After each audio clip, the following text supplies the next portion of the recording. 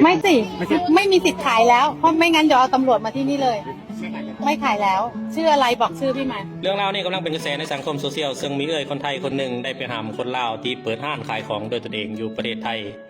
ซึ่งการเปิดห้างขายของโดยตนเองอยู่ประเทศไทยเนี่ยสิเป็นอาชีพสงวนเฉพาะคนไทยถ้าเป็นคนต่างด้าวไปเฮ็ดหรือว่าไปเปิดโดยตนเองเนี่ยสิผิดกฎหมายไทยไปฟังคลิปกันเลยทุกคนรู้ไหมว่าเป็นอาชีพสงวนคนไทยทำไม่ได้รู้ไหมรู้เนาะไม่สิไม่มีสิทธิ์ขายแล้วเพราะไม่งั้นเดี๋ยวเอาตำรวจมาที่นี่เลยไม่ขายแล้วชื่ออะไรบอกชื่อพี่มาเอาถ้ามีบัตรเอามาเลยเพื่อความบริสุทธิ์ตัวเองไม่งั้นโดนตม.ล่าแน่ที่พักอยู่ที่ไหนเดี๋ยวไม่ถ่ายก็ได้พี่ครับเหรอเดี๋ยวอุดหนุนคนไทยเลยนะคะถ้าต่างด้าวไม่เอาต่างชาติอุดหนุนร้านนู้นเลยค่ะไม่อุดหนุนต่างชาติค่ะ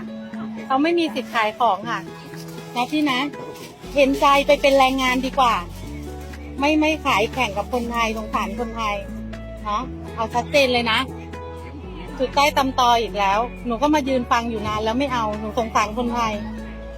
พี่ยังมีแรงมีมือมีไม้อ่ะอายุยังน้อยไปทำอาชีพอื่นพี่หนูขอ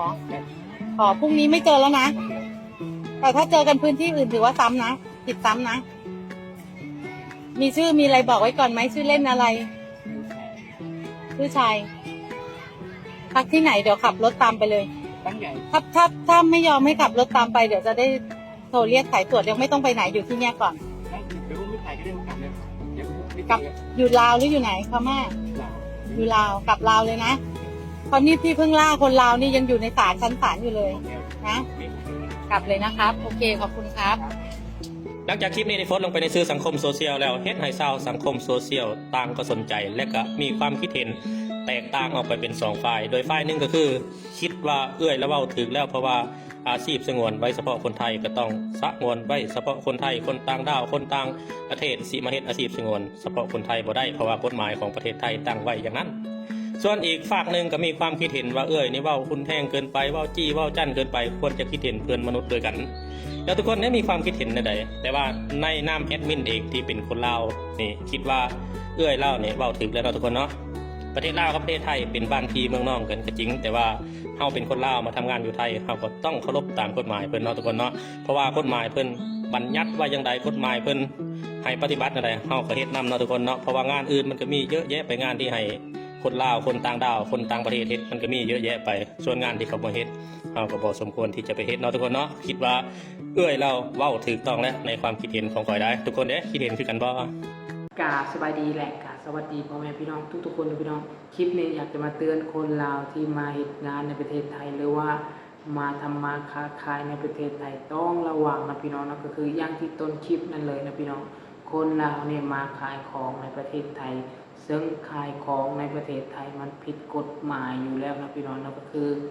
ประเทศไทยมันบ่คือประเทศลาวเขาได้พี่น้องแบบว่าคนต่างชาติหรือว่าคนต่างประเทศมาเปิดห้างขายของแข่งกับคนลาวเอาได้นะพี่น้องแต่อยู่ประเทศไทยถ้าเฮ็ดบ่ถูกต้องตามกฎหมายแท้ๆนะพี่น้อง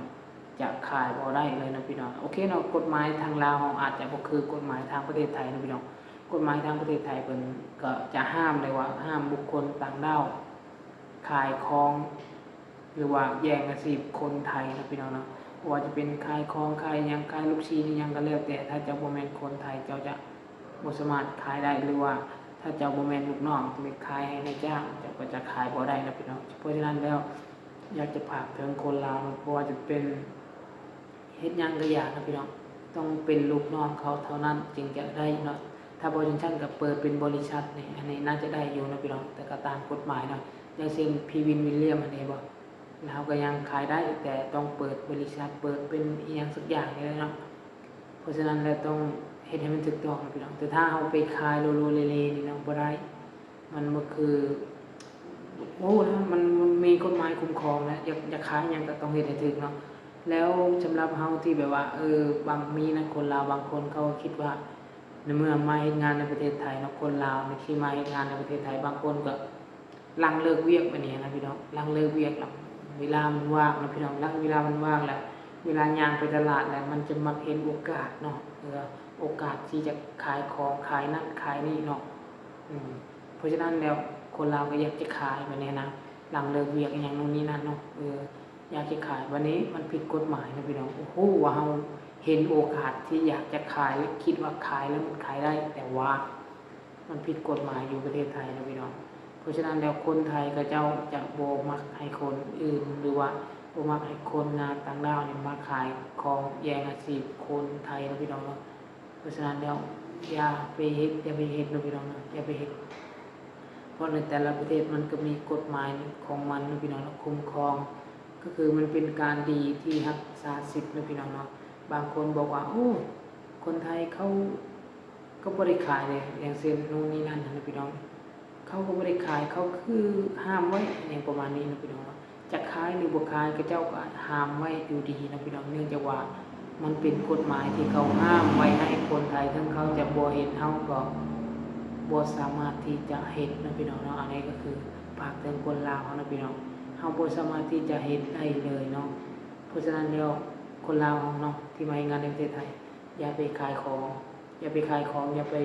เฮ็ดในสิ่งที่มันผิดกฎหมายนะพี่น้องเฮามาเป็นลูกจ้างก็คือตั้งใจทำงานก็พอนะพี่น้องเนาะถ้าเป็นอยู่ลาวเนาะคนเวียดคนจีนมาเปิดห้างแข่งกับคนลาวเนาะอันนี้ก็ห้างจีนอันนี้ก็ห้างเวียดอันนี้ก็ห้างคนลาวขายแข่งกันเลยเนาะส่วนหลายแล้วจะเป็นขายพวกวัสดุนะพี่น้องวัสดุพวกหลายอย่างขนมก็ขายนะสารพัดนั่นแหละคล้ายๆกับคนลาวเนาะและของสินค้าอย่างเขาก็นำมาแต่ประเทศไทยนี่แหละบางอย่างก็นำมาจากประเทศเวียดนามเนาะมีนำมาจากประเทศเวียดก็มีหลายสิ่งหลายอย่างกระปุกกระป๋องก็อย่างคุค่าอย่างเนาะหลายอย่างแฮงแล้วก็ชวนกาแฟอย่างเนาะกาแฟแล้วก็เครื่องซักผ้าน้ำยาปรับผ้านุ่มนี่ก็เอามาจากประเทศไทยนะพี่น้องเนาะเนื่องจากว่าคนลาวชินกับของคนไทยเพราะฉะนั้นแล้วของคนเวียดก็มีแต่ว่าบ่ค่อยนิยมมีเวียดหรือว่าไวเวียดก็มีแล้วก็ยาสีฟันก็มีเหมือนกันแต่ว่าน่าจะเป็นของไทยนะแต่ว่าเป็นภาษาเวียดนามที่เอามาขายในลาวนะเพราะว่าสลากมันคล้ายๆกันที่เขาโฆษณานะเพราะฉะนั้นแล้วคนลาวก็ต้องขายด้วยพี่น้องเด้ออาชีพสงวนคนไทยเขาจะบ่เฮ็ดหรือสิเฮ็ดก็เฮาก็บ่มีสิทธิ์ที่จะขายนะพี่น้องเนาะเพราะฉะนั้นแล้วถ้าขายแล้วคนไทยเขาจะแจ้งตำรวจจับนะพี่น้องนี่จะว่าเขาบ่อยากให้แย่งอาชีพเขาสิซะเนาะเฮามาเป็นลูกจ้างเขาก็ให้เป็นลูกจ้างอย่างคลิปต้นคลิปนั้นว่าเลยนะพี่น้องก็คือบ่มีสิทธิ์ที่จะเอามาขายเลยเนาะเขาบอกให้เลิกได้เลยนะพี่น้องนะถ้าบ่เลิกแจ้งตำรวจให้จับนี่ได้ประมาณนี้เนาะสำหรับคนลาวนะก็คือบ่ต้องไปเฮ็ดนะพี่น้องประมาณนี้คลิปนี้ก็จะมาเตือนเล็กๆน้อยๆนะพี่น้องอาชีพหลายอย่างนะหลายอย่างที่แบบว่าเขาห้ามนะคลิปก่อนอันนี้คนก็เอาลงเลยนะพี่น้องคลิปก่อนที่แบบว่าเตือนคนลาวอาชีพนะอาชีพสงวนเลื่อนไปเบิ่งได้คลิปเก่าๆนะพี่น้องอันนี้ก็จะมาเตือนอีกรอบที่สองนะน้องพี่น้องอาชีพสงวนก็มีหลายอาชีพไปหาเบิ่งตาม Google เนาะจะเห็นเลยว่าอาชีพอย่างในคนไทยสงวนไว้ให้คนไทยเนาะพี่น้องโอเคนะพี่น้องนะคลิปนี้ก็จะจบประมาณนี้ขอบคุณขอบใจทุกๆคนนะถ้าผิดพลาดประการใดก็ขอโทษขออภัยนะพี่น้องเนาะขอบใจดีด้วยพี่น้องเด้อที่กดไลค์กด Subscribe ให้คอยนะพี่น้องนะบ๊ายบาย